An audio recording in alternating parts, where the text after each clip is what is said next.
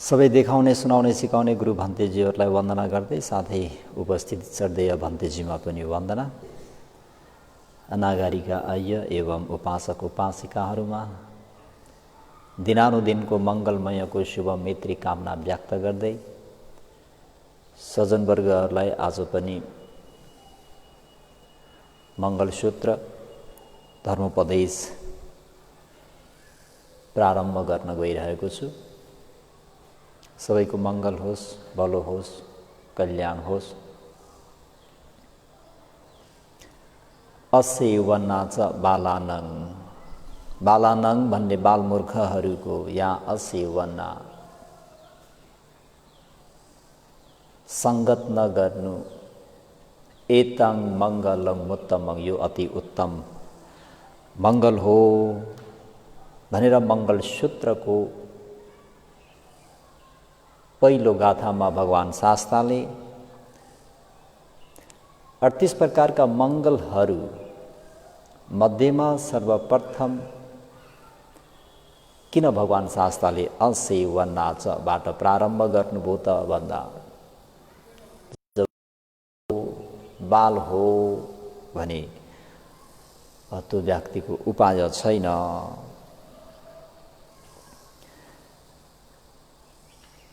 त बाल भनेको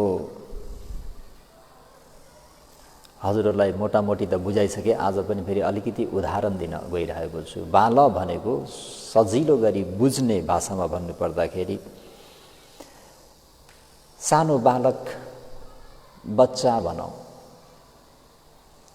2, 3, 4, 5 वर्ष, 6, 7, 8 वर्षसम्मको बालकलाई बाल भनेर उदाहरण दिइएको छ। किन त भन्दाखेरि जस्तै जब आमाले अथवा बाबाले कुनै उत्सव होस् अथवा कुनै यस्तै मौका जुटेर बच्चालाई उत्सवमा, मेलामा, बजारमा लिएर गए भने बालकले कुनै खेलौना, बन्दुक देख्ला, गन देख्ला, साइकल देख्ला इत्यादि जुनसुकै पनि खेलौनाहरू त देख्यो भने त्यसलाई मनपर्छ, रुचि लाग्छ। रुचि लागेपछि के गर्छ त उसले भन्दा, माँ मलाई त्यो चाहियो, बाबा मलाई त्यो चाहियो। अब बजारमा उसलाई चाहियो भन्दैमा त त्यसै त दिँदैनन्। व्यापारीहरू व्यापार गर्न, नाफा खान, कमाउन बसेका छन्, त सितैमा त कसैले पनि दिँदैनन्। तब त्यस्तै मातापिताहरू अधौधौ छ, आज गरेर आज खाने, भोलि गरेर भोलि खाने, त्यस प्रकारका अभिभावकहरूलाई कहिलेकाहीँ समस्या हुन्छ। त्यो खेलौनाको मूल्य धेरै छ, जो कि त्यो खेलौना किनेर आफ्नो छोरालाई, छोरीलाई दिन सक्दैनन्। बाबु अर्को पटक किनौला न, यो त्यो भनेर उनका मातापिताले उनलाई फकाउन प्रयास गर्छन्। त्यो नलिन र अलिक कमसल भएको, सकिने, आफूले खरिद गरेर दिन सक्ने त्यो ट्राई, त्यो एउटा कुनै खेलौना दिन चाहँदा त्यो बालक मान्दैन। अनि त्यसले पन्छीमा बलम आकाशे, पन्छीहरूको बल भनेको आकाश हो रे, माछाहरूको बल भनेको पानी हो, राजाहरूको बल भनेको सेना सिपाही। भनेपछि बालकको बल भनेको के हो त भन्दा भनेपछि अब ऊ के गर्छ, त्यहाँ रुन सुरु गरिदिन्छ। त्यो बजारमा हजारौँ मान्छे हुन्छन्, त लज्जास्पदको कुरा, लाज लाग्दो बाप्पा, त त्यो बालकलाई हुन्छ त भन्दा हुँदैन। बस उसलाई बस चाहियो। अब भनेपछि रुएर मात्रै भएन भने पनि बल्ल बल्ल 6 महिनामा एक सेट किने लुगा, वर्षमा एक सेट सिलाइदिएको लुगा, उत्सवमा अथवा कुनै चाडपर्वमा लाउनको निम्ति अथवा कहिलेकाहीँ बजार जाँदाखेरि लाउने भनेर किनेको त्यो नयाँ लुगासहित ऊ के गरिदिन्छ त भन्दा त्यही बजारमै ऊ त्यही भुइँमा पल्टेर सुतेर लडीबुडी गर्न सुरु गरिदिन्छ। त्यस मानेमा बाल भनेर यसरी चाहिँ बालमूर्ख भनेको त्यो बच्चा के त भन्दाखेरि नजान्ने स्वभावको हुन्छ, उसमा त्यो ज्ञान बुद्धि पाकेको हुँदैन, बिचरा भर्खर कलिलो छ उसलाई, बस उसलाई केही पनि थाहा छैन, उसलाई चाहिएको मात्रै थाहा छ है। जस्तै फेरि बच्चाले आगोलाई आगो भनेर थाहा छैन भने त्यो रातो देखेर राम्रो सम्झेर आगोलाई के गर्न पुग्छ, समाउन पनि पुग्छ। अनि समाउँदाखेरि के हुन्छ, आगोले पोल्छ। हुन त आगोले त जसलाई पनि पोल्छ र पनि यो आगो हो पोल्छ भनेर जानेको व्यक्तिले यति चिम्टा नै नभए तापनि, चाप्ने कुरा केही नभए तापनि होसियारीपूर्वक नपोल्ने हिसाबले कुनै त्यसमा जुक्ति लगाएर बुद्धि लगाएर लान्छ भने त्यो थाहा नभएको ज्ञान नभएको त्यो बिचरा शिशु बालकले के गर्छ, चरप्पै समाइदिन्छ। त्यसो हुँदाखेरि के हुन्छ, धेरै पोल्छ भनेर यसरी यहाँ जतलाइएको छ। बाल भन्ने जुन मूर्ख हो कस्तो हुन्छ त भन्दा बच्चा जस्तोको स्वभाव हुन्छ, बच्चा जस्तै स्वभाव हुन्छ भनेर यसरी पनि बुझिराख्नु पर्ने हुन्छ है। पापको फल भोग गर्न नपरेसम्म मूर्खले आफूले गरेको खराब कामलाई मह जस्तो ठान्छ, तर जब पापको फल भोग गर्नु पर्दा के हुन्छ त भन्दा दुखित हुन्छ। त्यस्तै हो, मूर्खलाई पनि यो पाप हो यो पुण्य हो भन्ने कुरा उसले जान्दैन। यो अर्थसहित हो यो अर्थरहित हो, यो राम्रो हो यो नराम्रो हो भनेर विचारा उसले छुट्याउन सक्दैन, ज्ञान बुद्धि कमजोर हुन्छ। यो प्रसङ्गमा मलाई एउटा जातकको सम्झना आयो। अनर्थ गर्ने मात्रै हुन्छ भन्दाखेरि एक समयमा बोधिसत्व आचार्य भई बक्सिनु भएको बेलामा एकजना त्यस्तै बालमूर्ख पनि बोधिसत्वको त्यो विद्यालयमा भर्ना हुन आयो, भर्ना भयो। त्यो नङ्गल जातक आउँछ। लालक नाम गरिएको शिष्यलाई बोधिसत्वले कसरी ज्ञान दिलाऊँ भनेर विभिन्न जुक्ति लगाउनुहुन्छ। पढाएको कुरा केही पनि बुझ्दैन, सम्झिन केही पनि सक्दैन, र पनि कसरी ज्ञान दिउँ यो बालकलाई।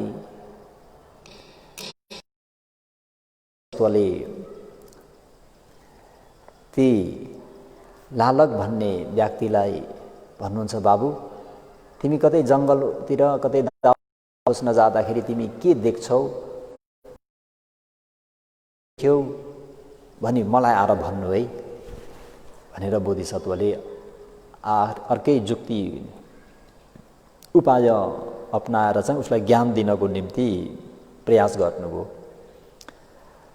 अनि ती बालक पनि होस् भनेर लालकले एक दिन उनी सबै साथीहरूसँग यसरी नै वन जङ्गलमा जाँदा उनले सर्प देख्छन्। अनि बिहारमा आएर भनौँ स्कुलमा आएर अनि आचार्य गुरुजी आज मैले एउटा सर्प देखेँ। त्यो सर्प कस्तो थियो बाबु भन्दा उसले भन्छ सर्प भनेको हलो र फाली जस्तो थियो। सर्प भनेको कस्तो हुन्छ, जब उसले फडी फुलाउँदाखेरि यसलाई म अलि ज्ञान दिन सक्छु, यसलाई मैले बुझाउन सक्छु भन्ने बोधिसत्वमा अलिकति हौसला बढेर आयो भनौँ न। यसले पढ्न नसके तापनि यसलाई मैले केही कुरा बुझाउन सक्छु भन्ने हौसला आयो। र अझै तिमीले अरू बेला पनि जाँदाखेरि जे देख्छौ त्यो देख्दाखेरि मलाई आएर भन्नु। हस् गुरुजी। अनि ऊ फेरि अर्को पटक पनि यसरी नै साथीहरूसँग जाने क्रममा उसले हात्ती देख्छ जङ्गलमा। हात्ती देखिसके पश्चात आएर फेरि गुरुजीलाई उसले भन्छ, गुरुजी आज मैले वनमा जङ्गलमा हात्ती देखेँ। ओहो अति राम्रो कुरा हो। हात्ती कस्तो थियो बाबु? ऊ भन्छ, गुरुजी हात्ती पनि हलो र फाली जस्तो थियो। अस्ति सर्प देख्दा पनि हलो फाली जस्तै भन्यो, अहिले हात्ती देख्दा पनि हलो फाली जस्तै भन्यो। ठिकै छ, यसले सुँड र दारालाई लक्ष्य गरेर भन्यो होला भनेर ठिकै छ, यसलाई म ज्ञान दिन सक्छु। ल ठिक छ, अरू बेला पनि तिमी के देख्छौ त्यो देखेको चिज चाहिँ मलाई आएर भन्नु। हस्। एक दिन एवं प्रकारले नै जाने क्रममा एक दिन त्यो विद्यार्थीहरूलाई भनौँ कसैले भोजनमा निमन्त्रणा गरे। भोजनमा निमन्त्रणा गर्दाखेरि भोजनमा गए। भोजनमा गइसकेपछि उखु पनि दान गरे। सिङ्गो उखुको लाक्रा नै दान गरे। अनि आफ्नो वासस्थानमा आएर गुरुजीलाई फेरि भेटेर आज हामीहरूलाई उखु दान गरे। भोजन त भोजन भइहाल्यो, उखु पनि दान गरे भन्दा बाबु लालक उखु कस्तो थियो त भन्दा उखु पनि हलो र फाली जस्तै नै थियो। यो पनि ठिकै छ, अलिकति उखुको लाग्दा पनि अब ल। अनि अर्को पटक फेरि पनि ऊ त्यसरी जान्छन्। जाँदाखेरि के हुन्छ त भन्दा त्यो भोजन दानमा उसलाई चाहिँ विशेष गरेर दुध दही भनौँ दान गर्छन्। यसरी दुध दही दान गर्दा अनि आएर फेरि गुरुजीलाई भन्छन्, गुरुजी आज त हामीहरूलाई दही र दुध पनि दान गरे भन्दा बाबु दही र दुध कस्तो थियो भन्दा हलो र फाली जस्तै नै थियो। अब दही र दुध पनि कताको हलो र फाली जस्तो हुनु। बोधिसत्वले विचार गर्नुभयो, अब म यसलाई सम्झाउन सक्दिनँ, यसलाई म बुझाइदिन सक्दिनँ, यसलाई मैले केही कुरा शिक्षा दिन सक्दिनँ। किन? उसले जे पनि देख्यो भने के उसको लागि के छ? सबै हलो र फाली मात्रै छ उसको निम्ति। भनेको बुद्धि छैन, ज्ञान छैन, कसरी अब उसलाई बुझाउने, कसरी प्रयास गर्ने? त्यही भएर त हाम्रो धम्मपद अठकथामा याव जीवम पिचे बालु पण्डितं पहिरूपासति नसो धम्मं विजानन्ति दब्बी सुप रसं यथा भनेर व्याख्या गरिएको छ सज्जनवर्गहरू। है, याव जीवम पिचे बालु पण्डितं पहिरूपासति नसो धम्मं विजानाति दब्बी सुप रसं यथा। बालो भन्ने बालमूर्खले याव जीवम पी आफ्नो सम्पूर्ण जीवनभरसम्म पनि पण्डितं पहि विद्वानको, पण्डितको, सत्पुरुषको सङ्गत गर्छ, सत्पुरुषकै सँगै बस्छ र सारा जीवन बिताउँछ र पनि त्यो व्यक्तिले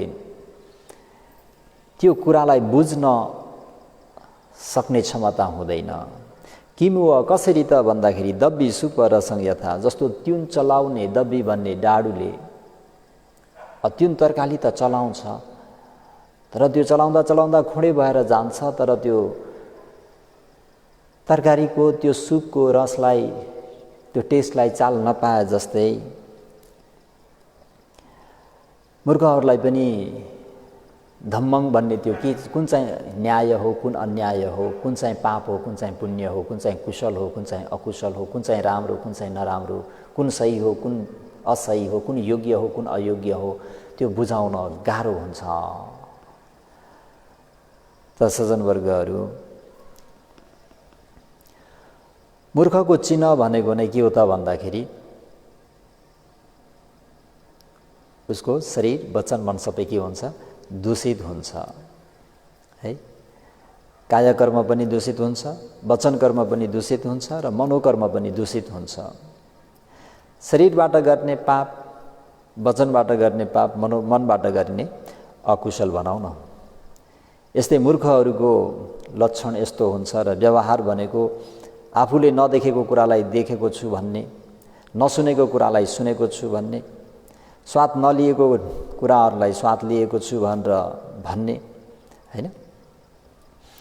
आफूले नजानेकोलाई जानेको छु भनेर भन्ने, यसरी नै देखे पनि देखेको छैन भन्ने, जानेको कुरालाई पनि जान्दिनँ भनेर भन्ने, यस्ता प्रकारको व्यक्तिहरू हुन्छन् है। मूर्खले जहिले पनि विचार गरे तापनि के त भन्दा उसले नराम्रो मात्रको विचार गर्छ।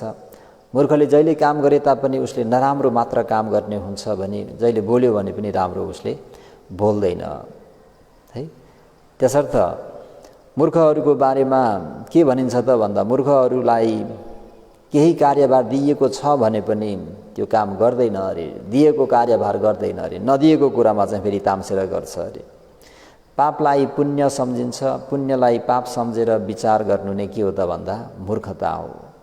धेरै जस्तो बाधा उत्पन्न हुने भनेको नै कहाँबाट हो त भन्दा मूर्खहरूकै कारणबाट हो। बुद्धिमानको कारणबाट उपद्रव भयहरू उत्पन्न हुन्छ भन्ने कुरा हुँदैन सज्जनवर्गहरू है। त मूर्खहरूको लक्षण बुझाउनको लागि म अलिकति एउटा प्रसङ्ग फेरि म जोड्न चाहे। एउटा परपूर्वकालको बोधिसत्वको घटना हो। एक दिन बाबु छोरा दुवैजना मिलेर जङ्गलमा, उनीहरू सिकर्मीको काम गर्दथे, त जङ्गलमा त्यस्तै काठहरू लिनको निम्ति गए। बाबु चाहिँ दाउरा चिर्दा चिर्दै काठहरू काटेर थाकेछन्। थकाइ लागेको कारणले गर्दाखेरि त्यही भुइँमा नै सुते भनौँ। त हाम्रो उखान पनि छ नि, होइन त? भोक लागेको व्यक्तिलाई अचारको आवश्यकता छैन अरे, निन्द्रा लागेको व्यक्तिलाई ओछ्यानको आवश्यकता छैन है।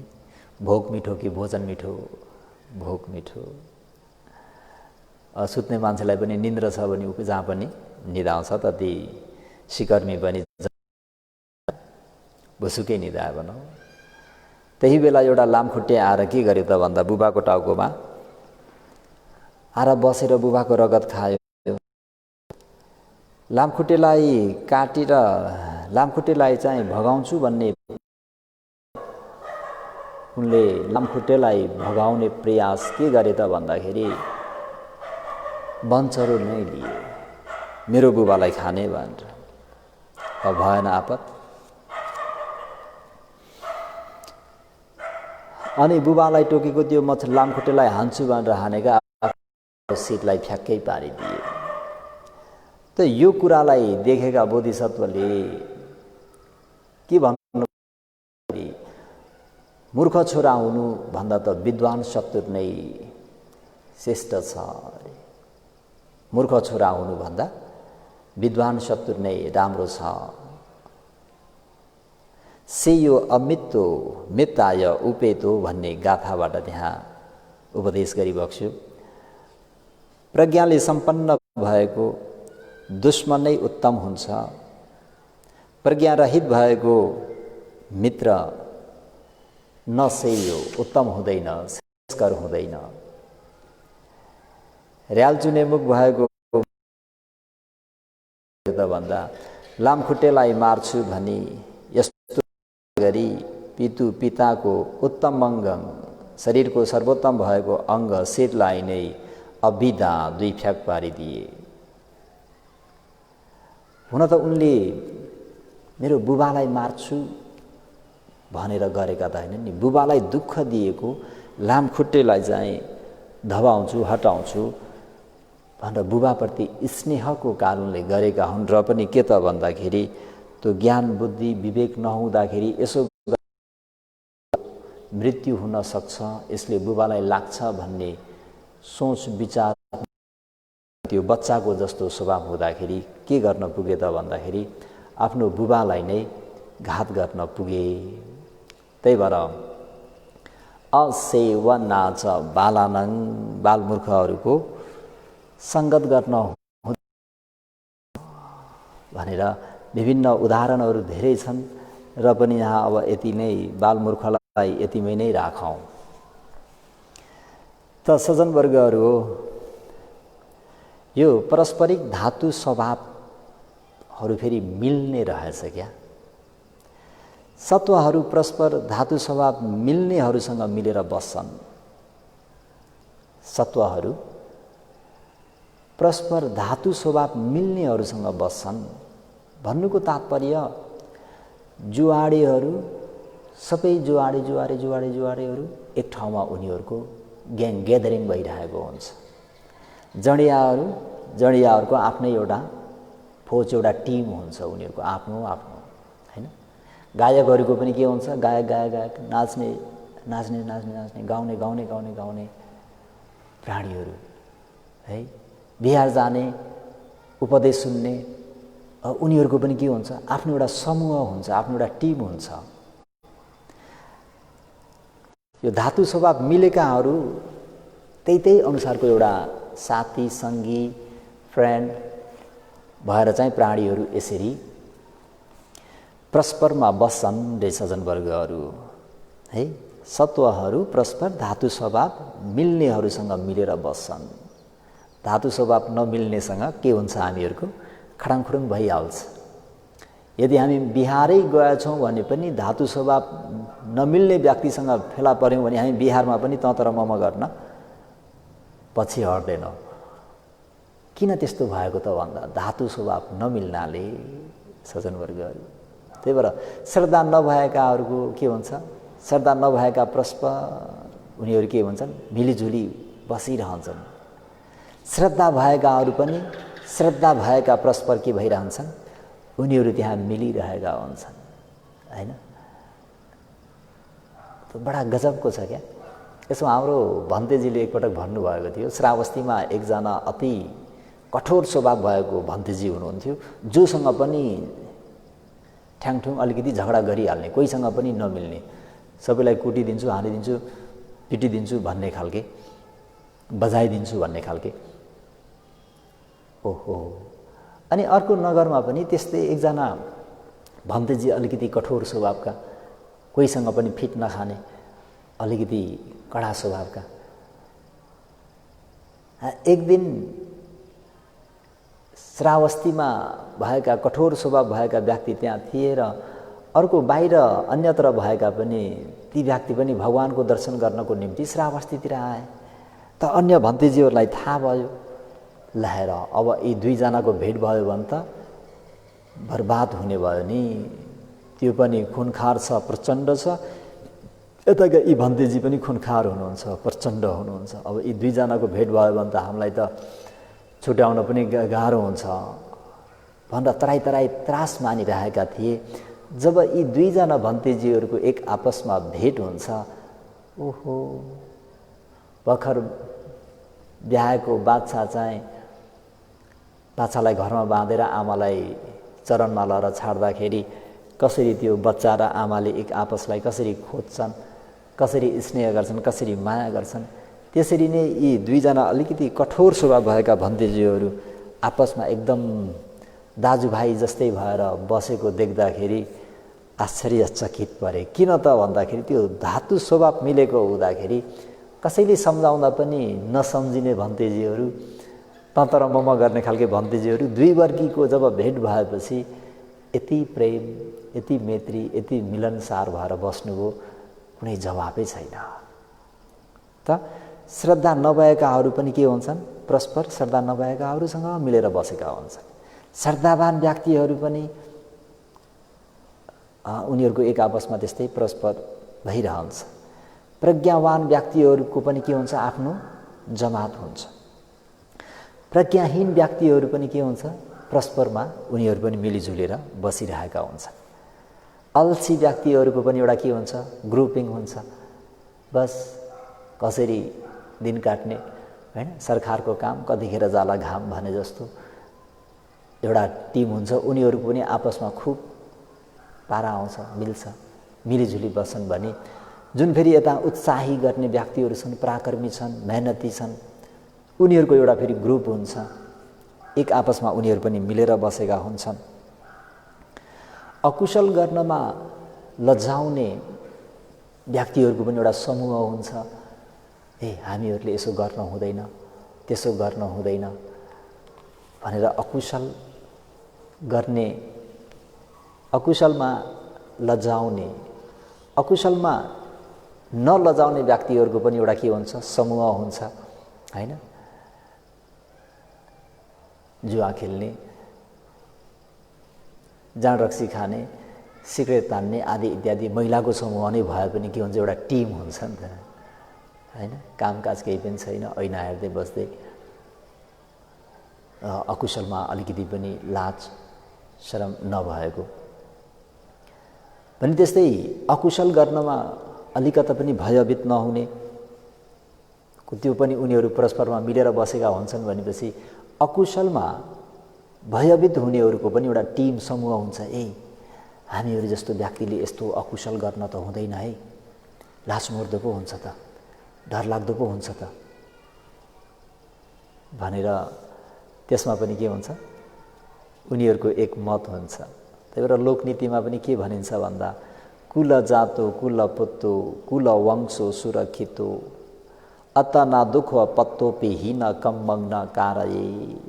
कुल जातो, त्यो कुल खानदानमा जन्मेका व्यक्तिले, कुल पुत्तो, त्यो कुलपुत्र कुलपुत्रीहरूले, कुल वंशो, आफ्नो कुल वंशलाई सुरक्षित हो, राम्ररी रक्षा गर्नुपर्छ। अतानाङ, आफूलाई दुःख पत्तोपि, दुःख भए तापनि, हिन कम्मङ, नीच काम नकारये, गर्न हुँदैन हैन। त्यो कुलमा जन्मेका ती कुलपुत्र कुलपुत्रीहरूले आफ्नो कुल वंशलाई राम्ररी सुरक्षा गर्नुपर्दछ र आफूलाई आफूले दुःख कष्ट सहनु परे तापनि नीच दुष्ट त्यस्तो सबैले छिछि थुथु गर्ने, इहलोकमा पनि अमङ्गल हुने र परलोकमा पनि अमङ्गल हुने त्यस्तो कार्यलाई कहिले पनि गर्न हुँदैन है।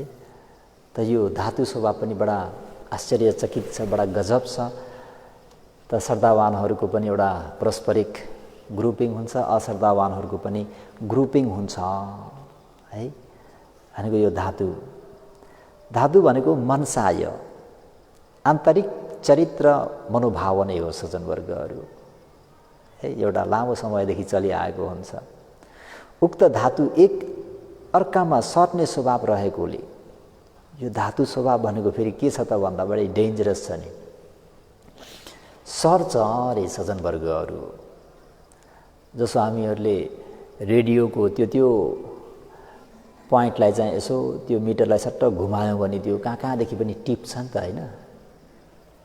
के एफएम के रेडियो के भनेर त्यो ठक्क त्यो स्विचलाई घुमाइदिउँ भने त्यसले के गर्छ, त्यो चिजलाई चाहिँ टिपेर त्यो ठाउँमा भइरहेको कुरालाई चाहिँ उसले उल्लेख गरे जस्तै यो धातु भनेको पनि एक अर्कामा सर्ने स्वभाव रहेकोले र एक अर्कामा मिलिझुली गर्नको लागि सिर्जना गरिदिने प्राथमिक स्वभाव एउटै किसिमको भएकोले त्यसलाई अध्यक्षय धातु भनिन्छ। जस्तै उदाहरण दिनुपर्दाखेरि आयुष्मान सारिपुत्र महास्तवीर भन्तेजी प्रज्ञावान भई बक्सिन्थ्यो। उहाँका शिष्यहरू पनि सबै के थिए, प्रज्ञावान थिए है। मौदगल्यान महास्तवीर रिद्धि शक्तिमा एदत अग्र भई बक्सिन्थ्यो भनी मौदगल्यान महास्तवीरका शिष्यहरू पनि के थिए त भन्दा उनीहरूलाई भन्तेजीले त्यही रिद्धि शक्तिको प्र्याक्टिस गराउनुहुन्थ्यो, त्यसैको बारेमा छलफल गर्नुहुन्थ्यो, त्यसैको टेक्निक सिकाउनुहुन्थ्यो। त उनका शिष्यहरू पनि के हुन्थे, रिद्धि शक्तिमा तेजिला हुन्थे। यता तृतीय श्रावक महाकाश्यप स्थवीर भन्तेजी भनेका 13वटा धुतङ्गमा पोक्त एतत् अग्र भई बक्सिन्थ्यो भने उहाँका शिष्यहरू पनि सबै के थिए त भन्दा 13वटा धुतङ्गलाई पालन गर्ने धुतङ्गधारीहरू भई बक्सिन्थ्यो हुनुहुन्थ्यो है। त इत्यादि रूपले राम्रो क्षेत्रमा धातु मिल्नेहरू परस्पर जोडिएर बस्न पुगे जस्तै नराम्रो पक्षमा पनि यहाँ परित्राण निश्चयमा देवदत्तका शिष्यहरू सबै पूर्ण रूपले खराब मनसाएका थिए। देवदत्त पनि खराब मनसाएका थिए भने देवदत्तसँग पनि बस्ने भिक्षुहरू थिए। त देवदत्तको हावभावलाई रुचाउने, देवदत्तसँग सँगै बस्ने हुँदाखेरि देवदत्तले जे गर्थे उनका शिष्यहरूले पनि त्यही गर्न पुगेका हुँदाखेरि देवदत्तका शिष्यहरू पनि सबै के थिए त भन्दा पूर्ण रूपले खराब मनसायका भएका थिए। उता फेरि हाम्रो विनयमा हेर्दाखेरि 6 वर्गीय भन्ने भिक्षुहरूको एउटा समूह छ क्या। नाम हामी विनय पिटक अध्ययन गऱ्यौँ भनी त्यहाँ चाहिँ धेरै नै ख्याति प्राप्त गरेका भनौँ मेत्तेय, भूमज्जक, असजी, पुनबसु आदि गरिएका जुन 6 वर्गीय भिक्षुहरूको समूह र उनीहरूका अनुयायीहरू भने सबै नै के थिए भन्दा पूर्ण दुशीलहरू थिए भनेर उल्लेख गरेको छ। उहाँहरूले जहिले पनि नियमलाई उल्लङ्घन गरि नै राख्ने केही न केही बिठाइ गरिरहने। त धेरै जस्तो कारण विनय पढ्दाखेरि 6 वर्गीको कारणले नै यो गर्न हुँदैन, यसो गर्न हुँदैन, उसो गर्न हुँदैन भनेर बनेको कारणहरू पनि हामी बुझ्छौँ। त धातु स्वभाव सट्ने मिल्ने हुनाले छोराछोरीहरू, शिष्य शिष्याहरू दक्ष र असल हुने विषयमा आमाबाबु, गुरु आचार्यहरू सत्पुरुष हुनु र छरछिमेकी साथीभाइहरू सुशिक्षित भएका हुनु अत्यावश्यक छ सज्जनवर्गहरू। किन? यो धातु के हुन्छ? सट्ने स्वभावको छ। के छ? सट्ने स्वभावको हुँदाखेरि सज्जनवर्गहरू आफ्ना छोराछोरी, आफ्ना शिष्य शिष्याहरू दक्ष र असल हुने विषयमा आमाबाबु र गुरु आचार्यहरू सत्पुरुष हुन, साथै छरछिमेकी सोसाइटी भएका भाइ बहिनीहरू सुशिक्षित भएका हुनु अत्यावश्यक छ है। असल धातु स्वभाव सट्न धेरै बेर लागे पनि खराब धातुको स्वभाव पनि चाँडै तुरन्तै सट्न सक्छ अरे सज्जनवर्गहरू। राम्रो व्यक्तिको सङ्गत गर्दाखेरि त्यो राम्रो आचरण ल्याउनलाई गाह्रो हुन्छ अरे। त्यो राम्रो चाहिँ अलिकति सर्न अलिकति समय लाग्छ अरे। तर जुन व्यक्ति नराम्रो व्यक्तिको सङ्गत गर्छ भने त्यो नराम्रो व्यक्तिको त्यो दुर्गुण चाहिँ त तुरन्तै सरिहाल्छ है। यहाँ मातापितालाई पनि के भन्ने हो, गुरुहरूलाई पनि के भन्ने हो, सचेत रहनुपर्ने स्थिति आयो। त्यही भएर हाम्रो लोकनीतिका आचार्यहरूले पनि माता हीनस्स दुर्भाषा पिता हीनस्स दुक्रिया उभो माता पिता हीना दुर्भाषा च दुक्रिया भनेर यसरी व्यक्त गरिरहेका छन्। माता हीनस्स, आमा चाहिँ अलिक हीन भावको प्रकारको हीन भावको है। आमा हीन भएको मानिसको दुर्भाषा नराम्रो बोली वचन होती हुन्छ अरे। जुन आमा हीन भावनाको छिन् त त्यो आमाका छोराछोरीहरू पनि कस्तो हुन्छ त भन्दा दुर्भाषा अरे। त्यो छोराछोरीहरू पनि नराम्रो बोली वचन हुन्छ। पिता हीनस्स अरे, बुबा पनि अलिकता हीन नीच भएको हो भने त्यो पिताका सन्तानहरू पनि दुक्रिया नराम्रो बानी चालचलन होती हुन्छ अरे। उभो माता पिता हीना, आमा बाबु र दुवैजना निज भए भने निज भएका ती छोराछोरीहरू पनि कस्ता हुन्छन् त भन्दा दुर्भाषा छ, बोली वचन पनि नराम्रो हुन्छ, कठोर हुन्छ, अप्रिय खालके हुन्छ, दुक्रिया छ, बानी बेहोरा चालचलन पनि कस्तो हुन्छ त भन्दा नराम्रो हुन्छ है। जसको आमा अलिकति हीन स्वभावकी छिन् भने ती आमाका छोराछोरीहरूको बोली वचन पनि कस्तो हुन्छ? नराम्रो हुँदै जान्छ।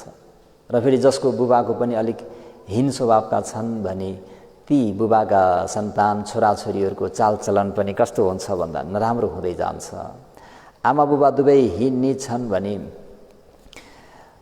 ती व्यक्तिको के हुन्छ त भन्दा बोली वचन र चालचलन दुवै नराम्रो हुन्छ। यहाँ गुरु पनि त्यस्तै हो, सब्रह्मचारीहरू पनि त्यस्तै हो। हामी कोसँग बसेका छौँ? हामीसँग बस्ने, हामीसँगै सङ्गत गर्ने व्यक्तिको हावभाव, बसाइ उठाइ, बोलीचाली कस्तो छ? हामीमा पनि त्यो उसले बोल्ने, उसको बोल्ने स्टाइल, उसको भन्ने स्टाइल, उसले गरेको हामीमा पनि त्यो सर्दै जान्छ नि, हैन? एकजना चाहिँ धेरै श्रद्धा छन्, त्यो श्रद्धावान उपासक उपासिकासँग लागेको व्यक्ति के हुन्छ त भन्दा उसमा पनि अलिअलि श्रद्धा जाग्दै जान्छ। आफू जुन उपासिकासँग बसेको हो, जुन साथीसँग बसेको हो, उसले सधैँ दान पुण्य गर्ने, ध्यान गर्ने, शील पालन गरेको देख्दाखेरि त्यो उपासिकासँग सङ्गत गर्ने अर्को उपासिकामा पनि के हुन्छ? त्यो दान पुण्य गर्ने श्रद्धा जागेर आउँछ, शील पालन गर्नुपर्छ भन्ने त्यो हुँदै आउँछ। यो स्वाभाविक हो। त गुरुहरूको शिष्य पनि अब गुरुहरूको चालामाला, बोल्ने शैलीहरू, सिकाउने, सम्झाउने, बुझाउनेहरू त्यस्तै छ भने शिष्यहरू पनि के हुन्छन्? त्यस्तै बोली बेहोराको हुन्छन् भनेर यसरी पनि बुझ्नुपर्छ है। त राम्रो मनसाय भएका मातापिताहरूको पनि के हुन्छ?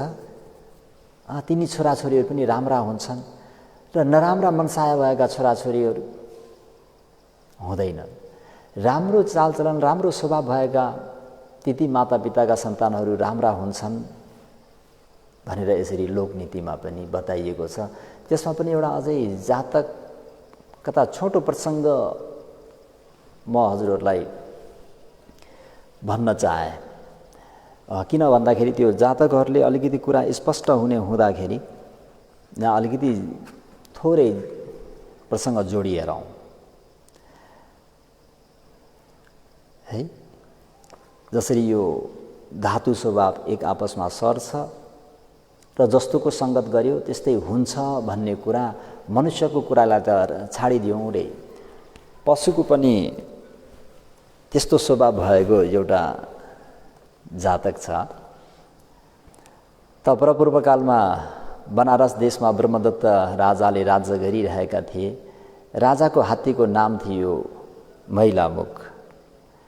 त्यो हात्ती अत्यन्त राम्रो ज्ञानी थियो, अरूलाई दुःख दिने, रिसाउने गर्दैनथ्यो।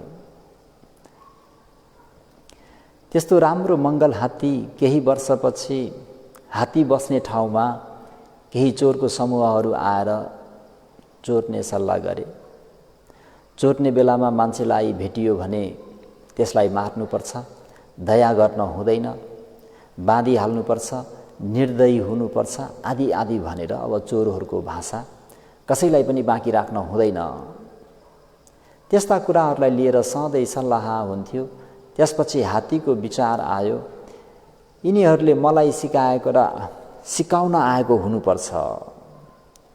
हुन त चोरहरूले आपसमा सल्लाह गरेका हुन्, तर हात्तीले के बुझ्यो त भन्दाखेरि यो कुरा त मलाई पो सिकाए जस्तो छ भनेपछि त्यसपछि हात्तीको विचार, यिनीहरूले मलाई नै सिकाएका हुन् भने अबदेखि म पनि के हुनुपर्छ?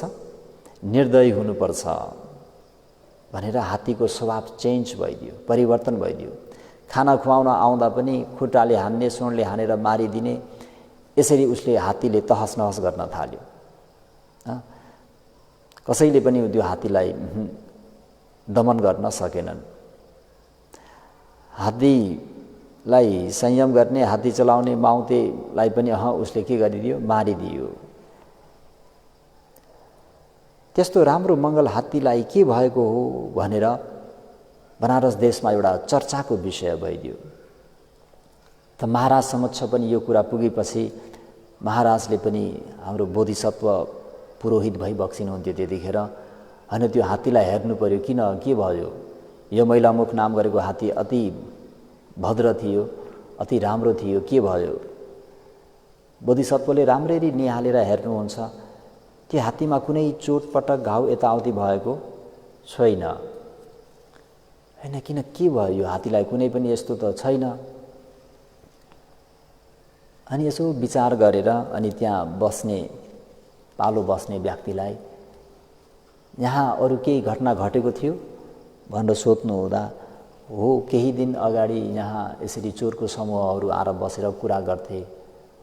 ओहो भनेर बोधिसत्वले अनुमान लगाइहाल्नुभयो। अनि महाराजलाई गएर बिन्ती गर्नुभयो, महाराज यो कारणले हो, अब के गर्नुपर्ने त भन्दा त्यो हात्तीशालामा सन्तहरूलाई लिएर जानुपर्ने र उहाँहरूको जुन शील, क्षमा, दया, मैत्री, करुणाको कुरा चाहिँ चर्चा गर्न लगाएपछि त्यो हात्ती आफसे आफ ठिक हुन्छ भन्ने कुरा भइसकेपछि नभन्दै त्यो ठाउँमा त्यसरी नै सन्तहरूलाई लिएर गइयो र सन्तहरूले पनि एक आपसमा त्यही धर्मको छलफल गर्दा गर्दै प्राणीहरू भनेको शीलवान हुनुपर्छ, अन्य प्राणीहरूलाई पनि आफू समान सम्झेर दया, माया, करुणा राख्नुपर्छ, सबैलाई क्षमा गर्न सक्नुपर्छ आदि। यस प्रकारले ती सन्तहरूले गरेको त्यो कुरा हात्तीको कानमा बार बार ठोकिँदाखेरि एहे यो कुरा त मलाई सम्झाए जस्तो छ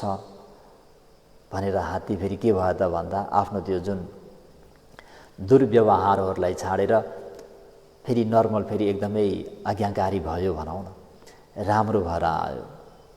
त सज्जनवर्गहरू यो कुराको घटनामा लिएर चाहिँ हाम्रो बोधिसत्वले त्यहाँ एउटा उपदेश गर्नुभयो। पोराणं चोराणं वचो निस्सम्म महिला मुखो पोथय मनवचारी सुसंयता ही वचो निस्सम्म गजुत्तमो सब्ब गुणेषु अठा।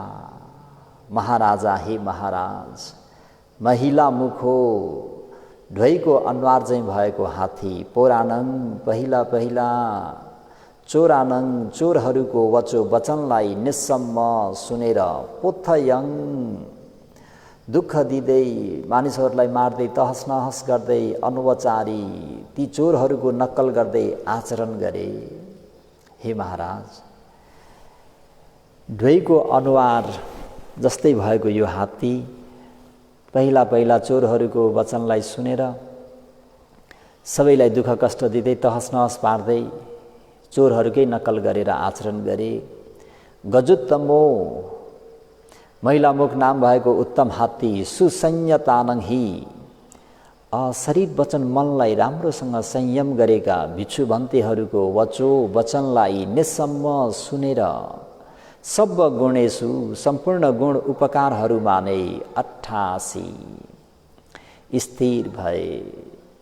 है, जब त्यहाँ सन्तहरूको कुरा उनीहरूले सुने, हात्तीले सुनेपछि के भयो त भन्दा शीलवान हुनुपर्छ, अरूलाई दुःख दिन हुँदैन भनेर यसरी त जस्ताको सङ्गत गरियो त्यस्तै हुन्छ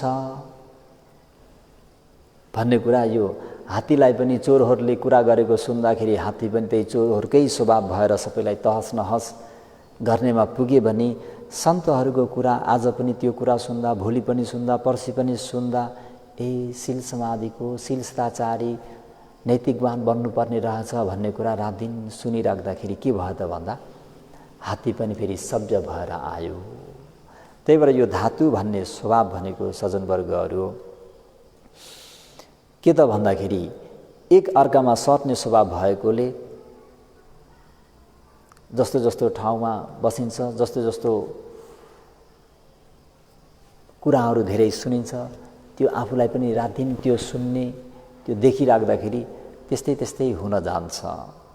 त्यही भएर आफ्ना आफ्ना सन्तानहरूलाई ज्ञानी बनाउन चाहने प्रत्येक अभिभावकहरूले, आफ्ना शिष्यहरूलाई राम्रो बनाउने प्रत्येक गुरुहरूले, आफ्ना मित्रहरूलाई राम्रो बनाउन चाहने हरेक मित्रहरूले, आफ्ना समाजका व्यक्तिहरूलाई राम्रो, आफ्नो समाजलाई सुधार्न चाहने हरेक सामाजिक प्राणीहरूले, समाजलाई नेतृत्व गर्ने नेताहरूले, नेतृत्वकर्ताहरू नै पहिला के हुनु पर्यो त भन्दा असल मनसायको हुनु पर्यो, असल विचारको हुनु पर्यो, असल बोली वचन बोल्ने हुनु पर्यो, असल कार्य गर्ने हुनु पर्यो।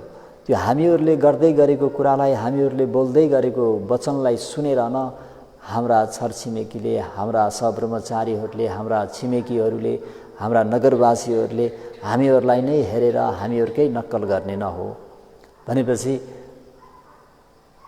यता गर उता गर कुरा त आफैमा आउँछ। आफू नै पहिला राम्रो हुनु पर्यो हैन, आफू नै ठुलो मनको, सबैलाई क्षमा गर्न सक्ने, सबैसँग मिलेर बस्न सक्ने, मैत्री करुणाले युक्त भएको व्यक्ति भएर बस्छु भने म त्यसरी बसेँ भने मसँग आएर बस्ने पनि मलाई देखेर ओहो यहाँ भन्दैजी त यसरी बस्नुहुन्छ भने म पनि अभ्यास गर्नुपर्छ, यहाँ दाइ त यसरी बस्नुहुन्छ भने मैले पनि अभ्यास गर्नुपर्छ, यहाँ दिदी त यसरी बस्नुहुन्छ भने मैले पनि यसरी सहनशीलतालाई अगाडि राखेर अगाडि बढ्नुपर्छ भन्ने कुराहरू के हुन्छ त भन्दाखेरि त्यो सङ्गत गुनाको फल हुन जान्छ। त जस्तो जस्तो वातावरण छ, जस्तो जस्तो सोसाइटी छ, त्यहाँका बच्चाहरू त्यही नै हुर्किने भएको हुँदाखेरि हामीहरूले आफ्नो त्यो वातावरणलाई शुद्ध राख्न नितान्त आवश्यकता छ भन्दै यो आज पनि